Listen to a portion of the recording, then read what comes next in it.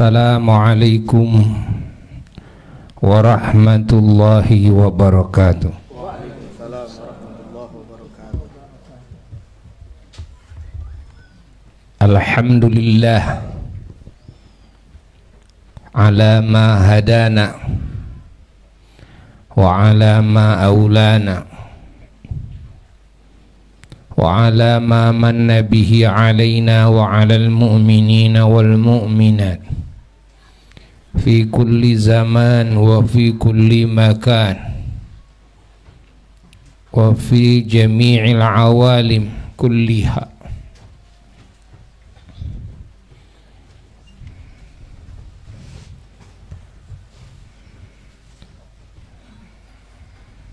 Wa ashhadu an la ilaha illallah wahdahu la syarika lah wa ashhadu anna sayyidana wa nabiyyana Muhammadan Sallallahu alaihi wa alihi abduhu wa rasuluh. Allahumma salli wa sallim wa barik ala sayyidina Muhammad al-fatihi lima ughliq wal khatimi lima sabaq nasiril haqqi bil haqq wal hadi ila siratikal mustaqim sallallahu alaihi wa ala alihi wa ashabihi haqqa qadrihi wa miqdarihi al-azim. Wala hawla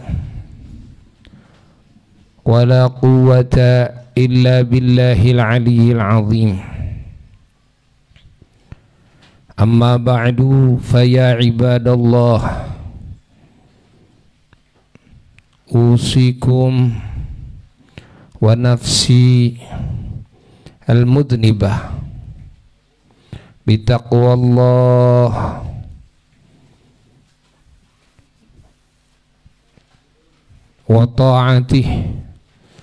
wa ta'ati rasulih sayyidina wa maulana Muhammad sallallahu alaihi wa alihi wasallam wa tiba'i sunnati sallallahu alaihi wasallam zahiran wa batina. Para jamaah yang sangat dicintai dan segenap umat Islam dimanapun berada, rahimakumullah wa hafizakum wa ra'akum wa baraka lakum wa li ahli buyutikum waliman hawalaikum wali muhibbikum.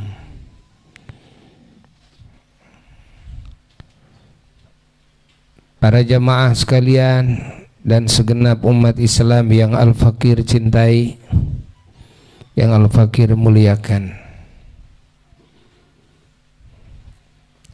dimanapun berada, alhamdulillah di sore hari ini dalam rutinitas pengajian setiap hari Selasa sore dan Jumat sore di Majelis Ta'lim wa Da'wah Pengaduan Hubul Sumedang, kita berkumpul dan Al-Fakir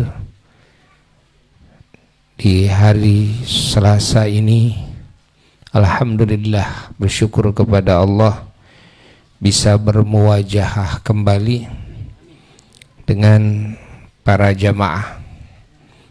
Alhamdulillah Allah memberikan kesehatan dan kekuatan kepada Al-Fakir dan kepada kita semua. Semoga Allah selalu memberikan hidayahnya dan kekuatannya dalam mengikuti hidayahnya, jasmani dan ruhani kita selama-lamanya. dan semoga Allah menyempurnakan hidayahnya kepada kita semua sampai kita menghadapnya dalam kesempurnaan hidayah daripadanya. Di sore hari ini Abu Ya tidak akan terlalu panjang, namun akan menyampaikan sedikit nasihat-nasihat khususnya bagi diri Abu Ya pribadi dan juga keluarga dan juga para murid dan para jamaah, para pecinta dan siapapun saudara-saudara umat Islam yang hendak mengambil nasihat, jika benar, jika sahih nasihat tersebut dari Allah, juga dari baginda Nabi besar Muhammad sallallahu alaihi wa alihi wasallam.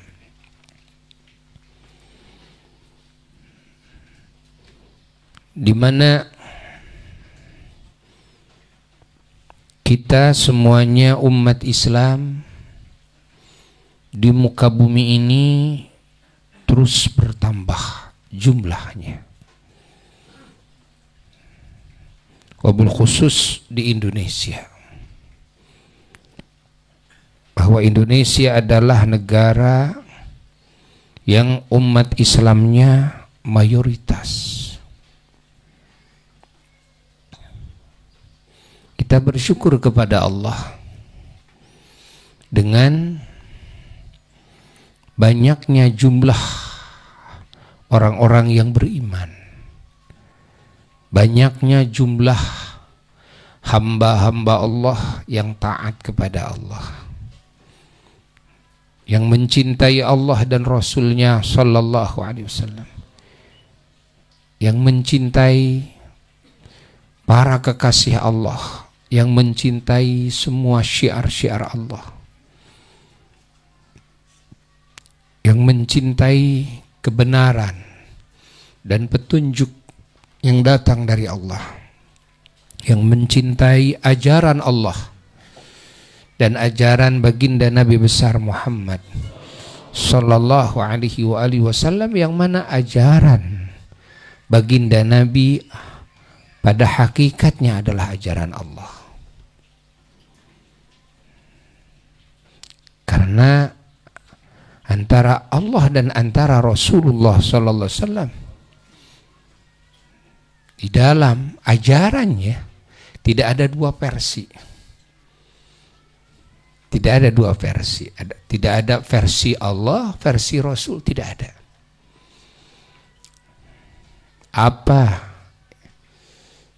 yang diajarkan dan apa yang dicontohkan oleh baginda Rasulullah sallallahu alaihi wasallam, itulah hakikat ajaran Allah.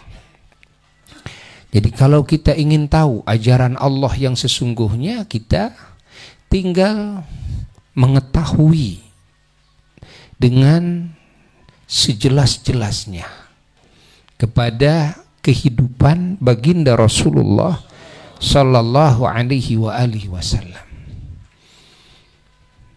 Bagaimana keilmuan-keilmuan yang diajarkan oleh beliau, bagaimana akhlak-akhlak beliau, bagaimana perbuatan-perbuatan beliau sehari-hari,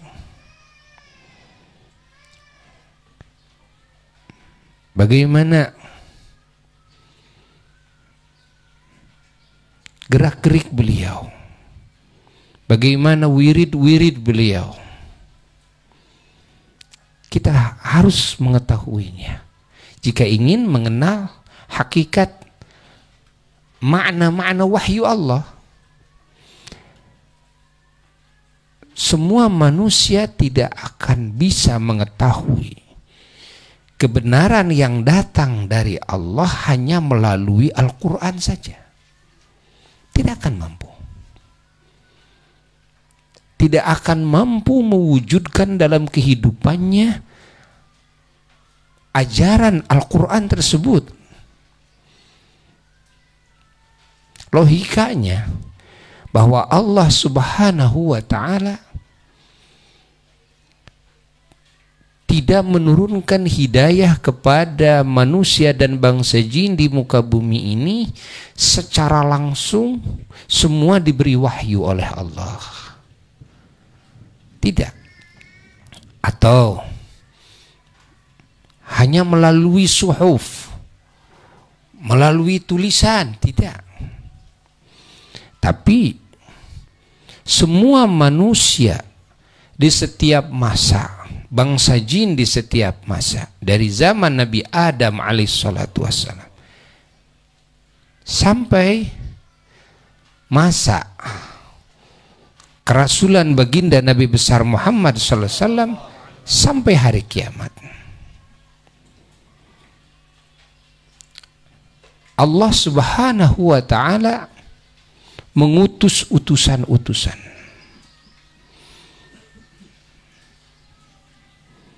Ingat, dari bangsa manusia Allah memilihnya, yang dijadikan utusan olehnya, yang mana ini merupakan bukti, dalil yang nyata bahwa semua manusia dan bangsa jin tidak akan mampu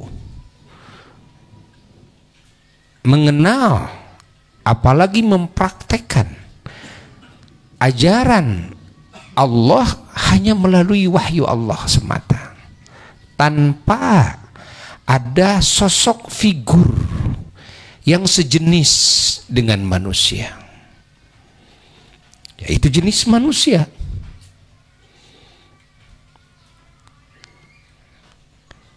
Yang bisa diambil contoh, dijadikan uswah dan qudwah, yang bisa ditiru karena satu jenis. Kalau utusan-utusan Allah dari jenis malaikat tidak akan klop, kan? Maka disinilah hikmah Allah Subhanahu wa ta'ala mengutus utusan itu dari yang sejenis, dari manusia, dari jenis manusia. Maka kalau Allah Subhanahu wa ta'ala mau mengutus satu utusan dari malaikat, maka pasti Allah Subhanahu wa ta'ala akan wujudkan dengan wujud manusia. Karena tidak akan klop. Bagaimana manusia bisa mengambil suri toladan dari yang tidak sejenis, kan? Bagaimana mungkin manusia bisa menirunya? Tidak akan bisa. Nah, ini dalil yang jelas bahwa kita semua manusia tidak akan mampu kita mengenal ajaran Allah dan mempraktekkan ajaran Allah dalam kehidupan hanya melalui wahyu Allah semata. Sini perlunya ada figur insan, manusia. Maka Allah mengutuslah dari sebagian manusia sebagai utusan-utusannya yang dikasih wahyu oleh Allah Jalla Jalaluhu wahdah, dikasih ajaran oleh Allah yang sempurna, dan didandani oleh Allah dengan semua akhlak yang terpuji, dan disucikan oleh Allah dari segenap akhlak dan sifat yang tercela.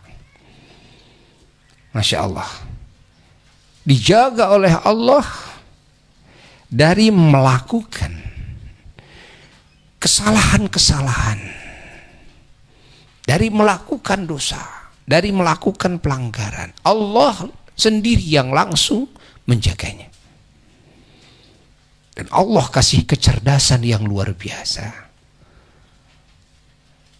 untuk mendirikan hujah-hujah yang akurat, sehingga semua manusia ketika menghadapi utusan Allah dengan akal yang sehat, akalnya tentu akan menerima. Akalnya tentu akan menerima. Karena utusan-utusan Allah mengajarkan ajaran Allah ini dengan hujah-hujah yang kuat.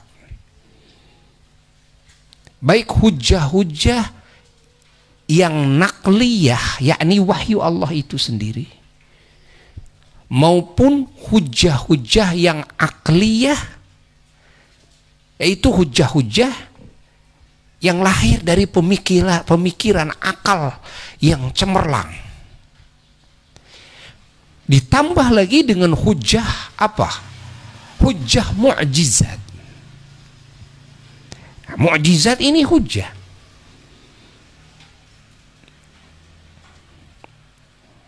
Subhanallah. Semua para utusan seperti itu. Baginda Sayyiduna wa Maulana Muhammad sallallahu alaihi wa alihi wasallam diutus oleh Allah dalam episode terakhir dan di muka bumi ini. Ya, ini episode terakhir yang dimaksud bahwa manusia dan bangsa jin yang ada dari mulai masa kerasulan baginda Nabi besar Muhammad SAW adalah episode terakhir sampai hari kiamat. Sekian ratus episode dari zaman Nabi Adam alaihissalatu wassalam. Episode apa? Episode tabligh, penyampaian ajaran Allah. Episode ta'lim, mengajarkan keilmuan kepada manusia dan bangsa jin yang hak. Episode dakwah, mengajak manusia dan bangsa jin untuk mengenal Allah, untuk beribadah kepada Allah, untuk mendekat kepada Allah, untuk meraih ridha Allah, cinta Allah, kasih sayang Allah, keberkahan dari Allah, petunjuk Allah, pertolongan Allah, anugerah-anugerah dari Allah, dan pengkabulan doa dari Allah. Dan juga baginda Rasulullah SAW mengajak manusia dan bangsa jin untuk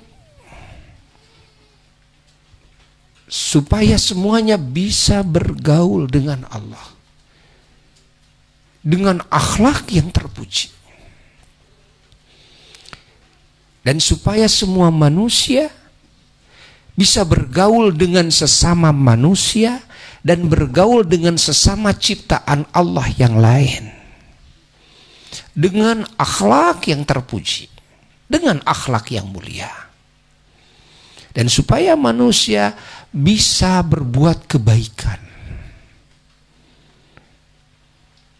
dan bisa menjaga dari warna-warni kezaliman, kejahatan,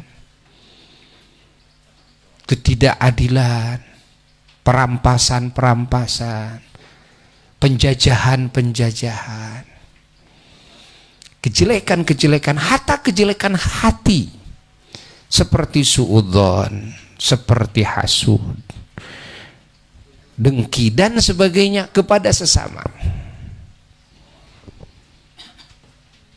Nah, ini ajakan baginda Rasulullah Sallallahu Alaihi Wasallam. Nah, ini episode terakhir. Dan episode tarbiyah. Tarbiyah dan ta'lim berbeda. Tarbiyah dan tabligh berbeda. Nah, tarbiyah adalah penerapan, praktek secara amaliyah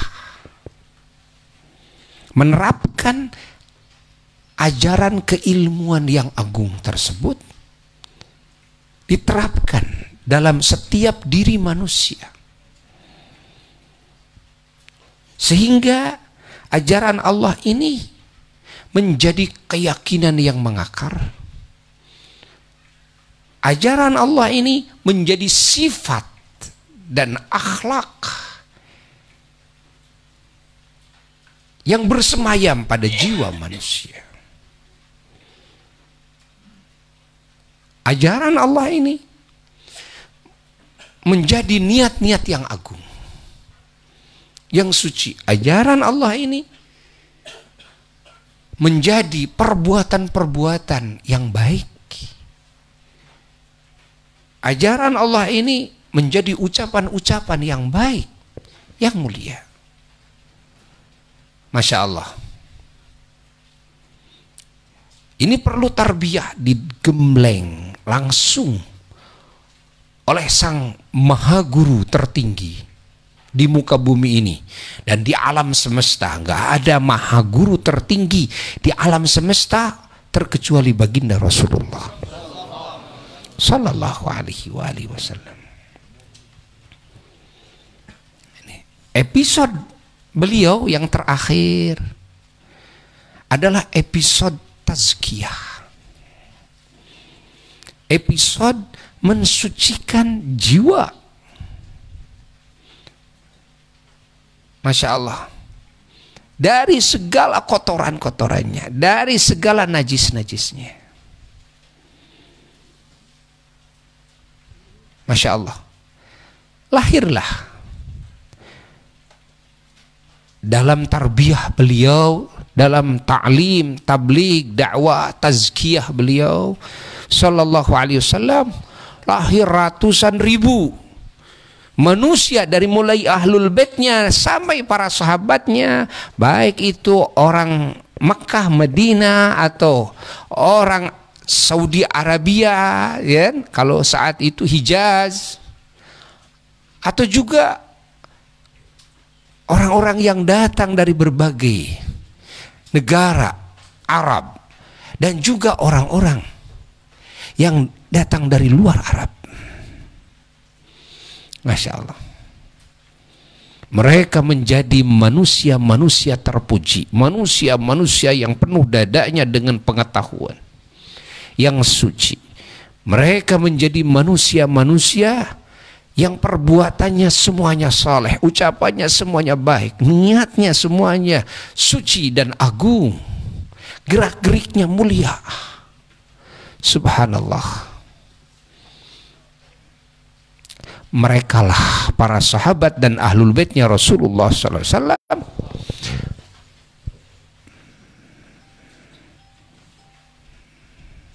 Lapisan pertama yang mendapatkan didikan langsung dari baginda Rasulullah Sallallahu Alaihi Wasallam. Merekalah manusia-manusia yang paling agung. Masya Allah. Merekalah uswah dan kudwah setelah baginda Rasulullah Sallallahu Alaihi Wasallam. Lalu ahlul bait Rasulullah dan para sahabat Rasulullah Sallallahu Alaihi Wasallam radhiyallahu anhum ajma'in menerapkan apa yang diterapkan oleh Rasulullah Sallallahu Alaihi Wasallam kepada manusia-manusia yang tidak pernah bertemu dan tidak pernah mendapatkan didikan langsung dari Rasulullah Sallallahu Alaihi Wasallam. Mereka mendapatkan didikan dari para sahabat-sahabat Rasulullah Sallallahu Alaihi Wasallam. Lahirlah yang disebut para tabi'in, yang jumlahnya jauh lebih banyak. Subhanallah. Para tabi'in juga bangkit menerapkan didikan yang telah diterapkan oleh para sahabat Nabi. Masya Allah, para tabi'in ini manusia-manusia sempurna, manusia-manusia suci, manusia-manusia yang penuh dadanya dengan ilmu, manusia-manusia yang berakhlak mulia. Masya Allah. Ini karena ini cetakan, ya, Masya Allah, para sahabat. Lalu para tabi'in mencetak lagi murid-muridnya. Lahirlah para tabi'in. Makanya saking, Masya Allah, betul-betulnya para sahabat di dalam menjalankan apa yang diperintahkan, yang dicontohkan oleh Rasulullah SAW, di dalam menerapkan ajaran apa yang diterapkan oleh Rasulullah SAW, apa yang ditarbiyahkan oleh Rasulullah SAW kepada dirinya, Masya Allah, dan juga para tabi'in begitu, sehingga 3 periode sahabat, tabi'in ini menjadi periode manusia-manusia yang menjadi rujukan. Masya Allah. Manusia-manusia yang mendapatkan kedudukan istimewa dari Allah. Yang paling istimewa. Bahwa sejarah keistimewaan, kemuliaan, keunggulan di dalam ilmu pengetahuan, dalam akhlak, dalam amal, dalam, Masya Allah, kan? Tarbiyah, Masya Allah, di dalam, hatta dalam dakwah, ya, yang terbaik adalah masa periode para sahabat Rasulullah SAW, para tabi'in dan para tabi'in. Al-Imam Abu Hanifah dan Imam Malik bin Anas radhiyallahu anhuma ada di periode tabi'in. Ya. Al-Imam Hasan Basri ada di sana radhiyallahu anhu. Lalu Al-Imam Syafi'i, Muhammad bin Idris Asy-Syafi'i, dan Al-Imam Ahmad bin Hanbal, Imam Hambali radhiyallahu anhuma ada di periode tabi'in, termasuk Al-Imam Ishaq bin Rahawai radhiyallahu ta'ala anhum ajma'in. Masya Allah. Sehingga dalam hadis Rasulullah SAW sudah menyatakan, Rasulullah SAW berbicara ini wahyu, bukan dari hawa nafsunya. Ma yantiqu anil hawa in huwa illa wahyun yuha. Rasulullah menyatakan khairul qurun qarni. Masya Allah. Sebaik-baiknya kurun adalah kurunku. Lalu Rasulullah SAW menyatakan tsummal ladzina yalunahum, lalu kurun yang menyanding kepada kurunku. Tsummal ladzina yalunahum, lalu kurun yang menyanding kepada kurun yang menyanding kepada kurunku. Masya Allah. Ada 3 kurun, ya. Kurunnya Rasulullah SAW dengan para sahabatnya. Lalu kurunnya para tabi'in.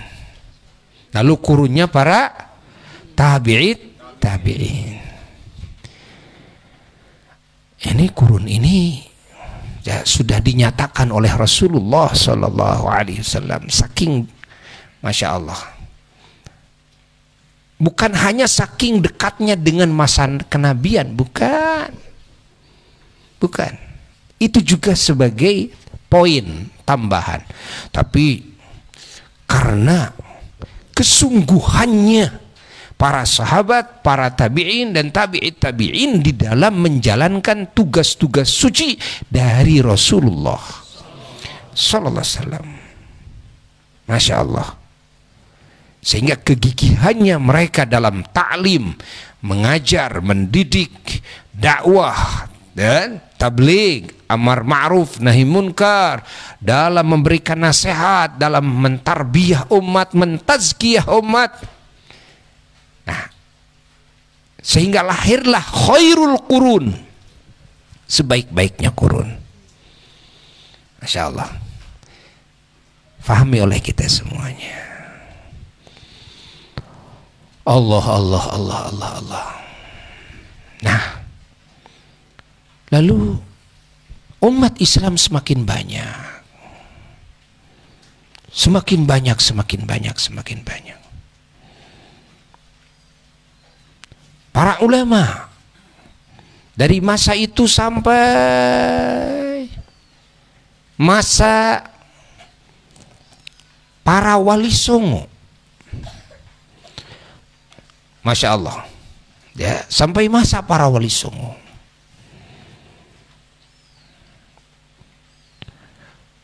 berjuang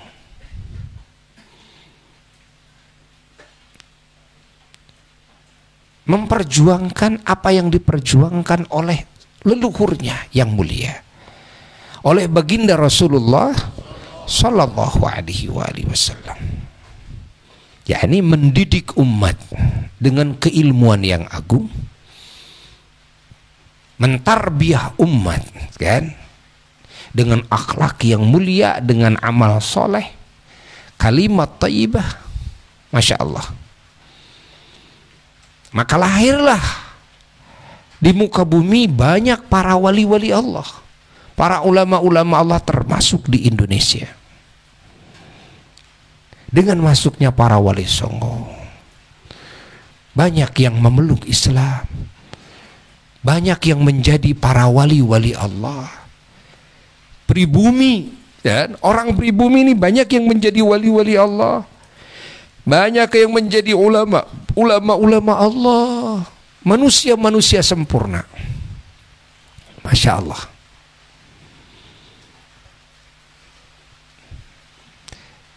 Maka lahirlah di Indonesia ini masa kewalian, masa keulamaan,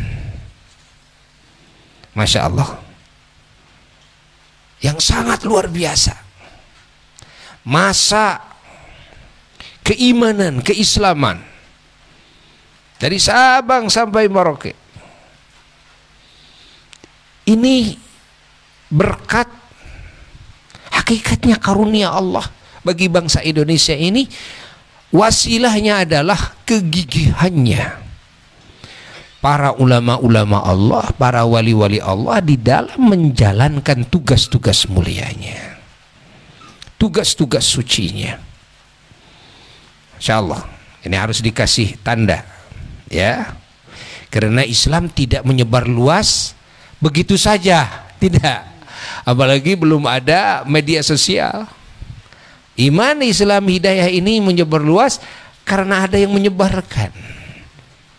Manusia-manusia menjadi ulama saat itu karena ada yang mendidik keulamaan. Manusia-manusia menjadi wali karena ada yang mendidik kewalian. Sampai lahirlah manusia-manusia yang ma'rifat kepada Allah, yang mustajab doanya. Ini karena kegigihan di dalam ta'lim, tabligh, dakwah, dalam tarbiyah, dalam tazkiyah. Subhanallah. Sampai masa kakek-kakek kita masih banyak ulama-ulama besar, sehingga Indonesia menjadi negeri yang terbanyak pesantrennya, terbanyak masjidnya. Subhanallah. Kita harus bersyukur kepada Allah Jalla Jalaluhu. Alhamdulillah. Nah, lalu kalau kita lihat sejarah, wafatlah para ulama-ulama Allah, para aulia-aulia Allah yang nampak. Kalau yang tidak nampak masih banyak. Wafatlah. Setelah itu lahirlah periode, Masya Allah, dan periode yang mulai berbeda dengan manhaj leluhurnya, dengan jalan hidup leluhurnya, dengan thariqah leluhurnya. Pahami? Akhirlah, ya, akhirnya periode selanjutnya tidak bisa sampai kepada puncaknya ajaran leluhurnya, tidak bisa sampai kepada martabat wilayah kewalian, ma'rifat kepada Allah, mustajab doa, enggak bisa. Sehingga mulai hilanglah, kan, keistimewaan ajaran Islam hilang. Karena keistimewaan ajaran Islam itu nampak sebetulnya. Termasuk apa? Karomah. Termasuk apa? Mustajab doa. Kan? Ini bukti hebatnya ajaran Islam. Makanya dulu raja-raja pesantren, putra-putra raja juga dipesantrenkan. Bahkan ajaran Islam masuk ke kerajaan-kerajaan. Kenapa? Karena tahu hebatnya ajaran Islam itu nampak. Kesuciannya, kebenarannya, keadilannya, keterpujiannya, manfaatnya begitu nampak. Manusia yang tidak akur jadi pada akur.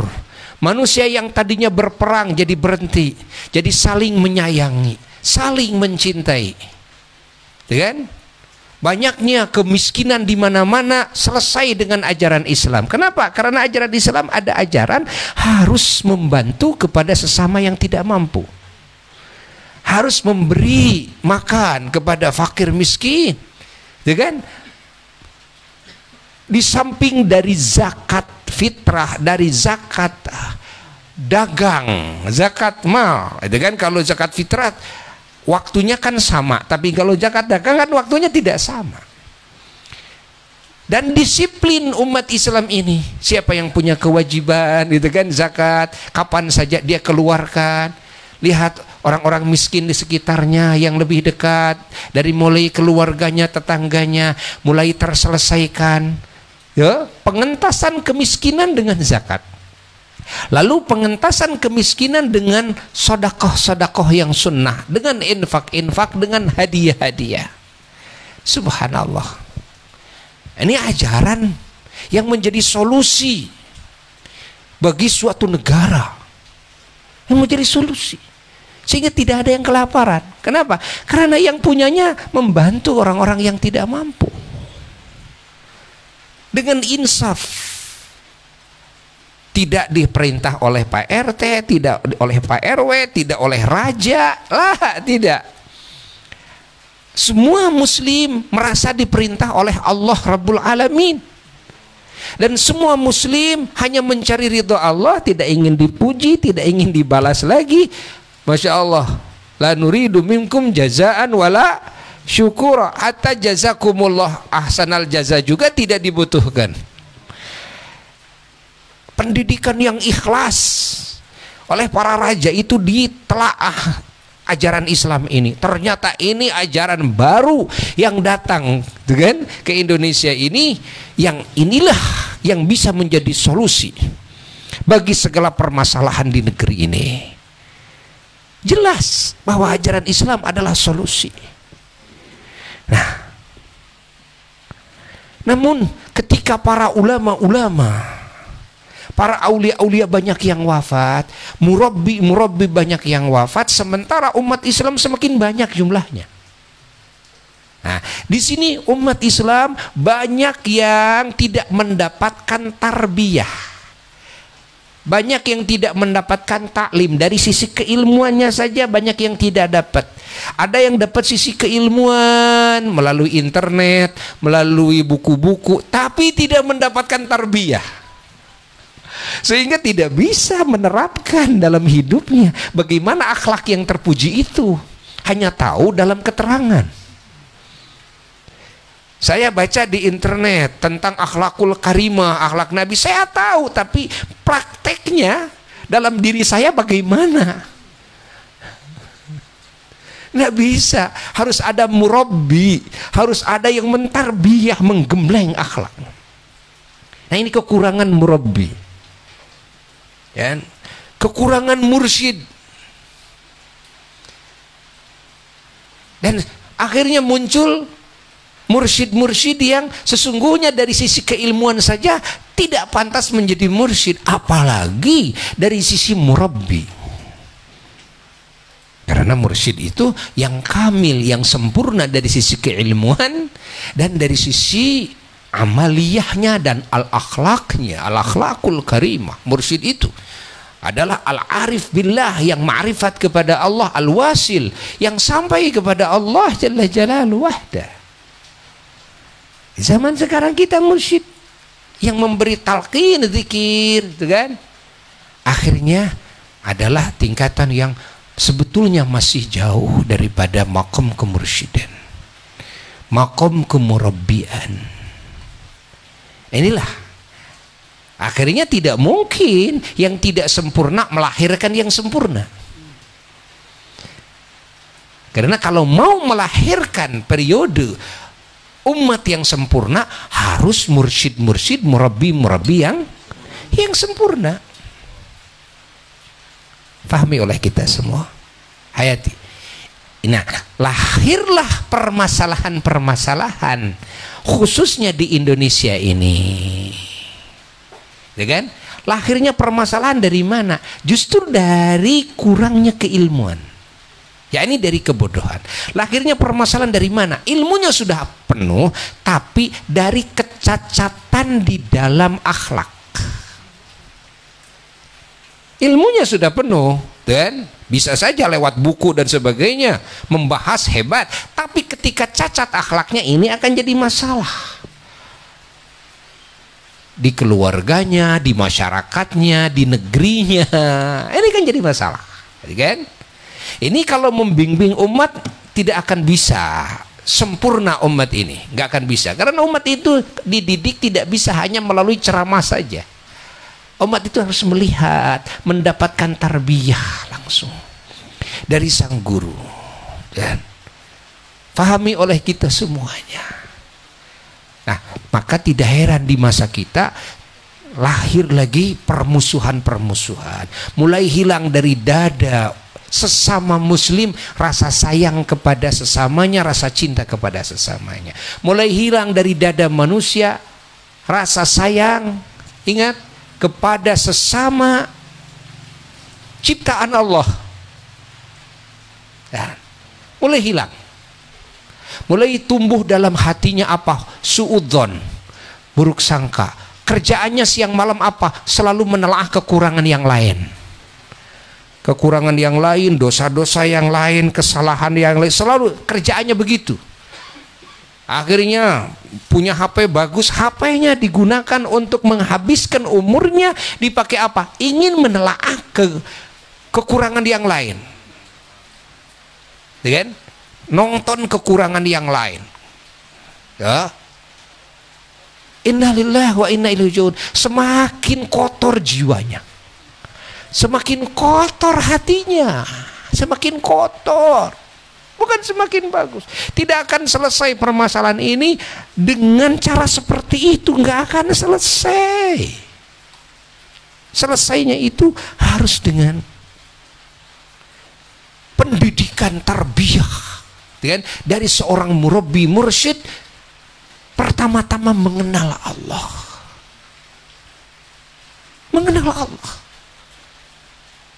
Dengan sebenar-benarnya mengenal Allah, berhubungan dengan Allah dengan akhlak yang mulia, mengenal ajaran Allah dengan luas, mengenal Rasulullah sallallahu alaihi wasallam, bagaimana sosok Rasulullah sallallahu alaihi wasallam, bagaimana para sahabat Nabi, bagaimana ahlul bait Nabi, bagaimana para tabi'in, bagaimana sampai salaf-salaf saleh, leluhur-leluhurnya, mata rantai keilmuan tersebut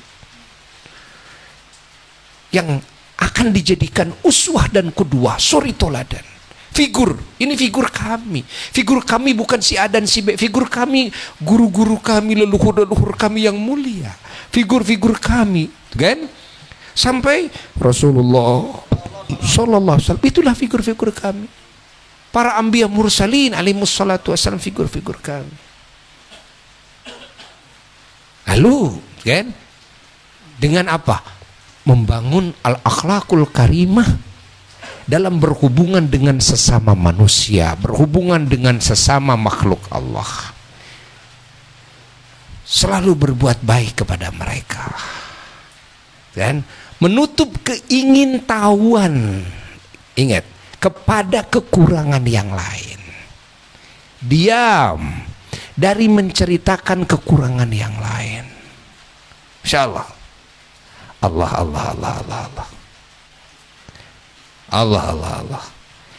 Ini dengan cara seperti itu baru bisa kembali baik. Dengan politik tidak akan baik. Kita ingin membangun suatu bangsa agar satu bangsa ini menjadi baik dalam segala hal. Bangun politiknya tidak akan baik. Gak bisa. Dengan politik gak bisa. Dengan orang-orang cerdas tidak bisa. Harus dengan orang-orang yang hatinya penuh dengan hidayah. Makanya sering Abuya jelaskan kepada para jamaah dan umat Islam, jika kita ingin membangun kemaslahatan dunia, agama dan akhirat di suatu bangsa, membangun kesejahteraan, membangun keamanan, kedamaian dan sebagainya yang dicita-citakan oleh semua manusia, maka pertama-tama semua para ulama-ulama Allah harus bergerak semuanya, mendidik umat siang dan malam, mentarbiyah umat, memberikan nasihat kepada umat agar umat ini betul-betul mengenal Allah, mengenal ajaran Allah, mengenal Rasulullah SAW. Ditarbiyah oleh para ulama, gerak para ulama ini, dan sehingga diharapkan nanti akan lahir apa? Kalau umat sudah dididik, nanti akan sejuk umat ini. Umat ini nanti akan saling mencintai satu sama lainnya, saling menyayangi satu sama lainnya, saling mendukung, menghormati satu sama lainnya. Masya Allah, saling bantu satu sama lainnya. Akan akur, akan lenyap permusuhan-permusuhan dengan tarbiyah para ulama-ulama yang soleh yang seperti ini, ya. Karena tidak ada umat yang diajak untuk memusuhi kepada sesamanya, untuk buruk sangka saja tidak ada. Subhanallah. Lalu nanti diharapkan lagi datanglah periode pemerintahan yang semuanya dari mulai Pak RT sampai Bapak Presiden sampai anggota DPR, MPR, semuanya orang-orang yang dadanya penuh dengan hidayah. Ini semua harus dimulai dari para ulama. Tidak bisa dengan demo. Tidak bisa dengan demo. Apalagi kalau ngajak umat ini supaya jelek kepada pemerintah, supaya jelek kepada polisi, kepada TNI, supaya jelek kepada ulama yang tidak mau ikut bersamanya. Nggak bisa. Manusia ini punya pemikiran yang boleh berbeda. Ingat, pahami oleh kita semuanya. Jangan kita menganggap kepada yang lain yang tidak akur dengan kita, mereka tidak berjuang di jalan Allah. Oh, innalillah. Yang disebut berjuang di jalan Allah itu luas buktinya, wujudnya. Berjuang di jalan Allah yang paling terbaik kalau ingin tahu adalah berjuang membangun iman. Iman kita, iman keluarga, iman tetangga, iman itu kan. Ini perjuangan yang paling baik. Membangun keilmuan umat, membangun al-akhlakul karimah di diri umat, ini perjuangan terbaik. Ingat, ini perjuangan terbaik. Berjuang di jalan Allah, inilah yang terbaik. Bagaimana manusia yang tidak mengenal Allah menjadi mengenal Allah? Bagaimana manusia yang tadinya bodoh kepada aturan Allah jadi mengenal aturan Allah? Bagaimana manusia yang tadinya sifatnya, akhlaknya, tabiatnya bejat menjadi mulia, terpuji? Bagaimana manusia yang perbuatannya selalu zalim kepada sesama menjadi baik, manfaat bagi yang lain, berbuat kebaikan kepada yang lain? Masya Allah. Yang tadinya ucapannya buruk, busuk menjadi baik ucapannya. Inilah perjuangan yang diperjuangkan oleh para rasul. Fahami? Faham tidak? Bahwa setiap muslim boleh jadi semuanya pejuang. Dia sedang memperjuangkan iman keluarganya, iman istrinya, iman Islam anaknya dan sebagainya. Jangan dianggap oleh kita orang yang tidak ikut berjuang dengan kita, mereka tidak berjuang di jalan Allah. Inna lillahi wa inna ilaihi raji'un. Fahami oleh kita semua. Faham? Maka di zaman yang penuh hiruk pikuk seperti ini, Al-Fakir mengajak kepada semua jamaah dan umat Islam, kembalilah kepada Allah. Benahi diri sendiri kita. Benahi, sempurnakan iman kita. Perbaiki hubungan kita dengan Allah. Perbaiki hubungan kita dengan Rasulullah. Perbaiki hubungan kita dengan semua muslimin muslimat. Perbaiki hubungan kita dengan semua makhluk Allah, walaupun itu non muslim, walaupun itu binatang sekalipun. Perbaiki hubungan dan jangan sekali-kali ingin tahu kekurangan yang lain. Jangan rajin melihat perdebatan antara dua kubu atau tiga kubu dan sebagainya. Jangan habis umur kita, habis. Kita dihadapkan kepada liang lahat sebentar lagi. Kita dihadapkan kepada alam kubur sebentar lagi. Jangan dihabiskan, jangan disia-siakan umur kita. Fahami, ini nasihat bagi Al-Fakir, keluarga, dan bagi semuanya, jamaah dan umat Islam semuanya. Jangan buruk sangka kepada siapapun, diam. Ya, diam. Ini kita mendengar ini dengan ini lagi bersatu dan sebagainya. Kita jangan ikut di dalamnya. Tapi kita harus berdoa kepada Allah agar Allah memberikan hidayah kepada semuanya. Agar Allah memberikan pertolongan taufiknya kepada semuanya. Agar Allah mewujudkan kedamaian, ketentraman di Indonesia ini dan juga di muka bumi ini. Agar Allah terus menghujankan rahmat dan keberkahan. Berdoa saja, berdoa. Ingat, jangan ikut. Kenapa? Karena kita tidak bisa, kan? Tidak akan mampu masuk kepada ranah politik, tidak akan mampu. Ingat, kita masuk kepada ranah politik gak akan mampu. Fahami oleh kita semuanya. Sementara kitanya masih blong, kosong, ngolompong. Kitanya masih belum kenal Allah yang benar, belum kenal agama Islam kita yang benar, kita sebagai muslim. Ingat, kita dihadapkan ke alam kubur. Faham? Jangan buruk kepada siapapun, jangan jelek kepada siapapun, jangan punya musuh. Jangan ikut menjelekan. Jangan karena ada WA atau karena ada pemikiran salah seorang lalu kita tergilas dengan pemikiran tersebut. Tidak boleh, tidak boleh. Akhirnya kita menjadi manusia yang buruk, padahal sudah buruk kita juga. Akhirnya tambah buruk. Semoga kalimat ini manfaat bagi Al-Fakir, bagi jamaah Al-Fakir, khususnya keluarga, dan bagi siapapun yang ingin mengambil manfaat dari kalimat ini. Wal afu minkum, wassalamualaikum warahmatullahi wabarakatuh.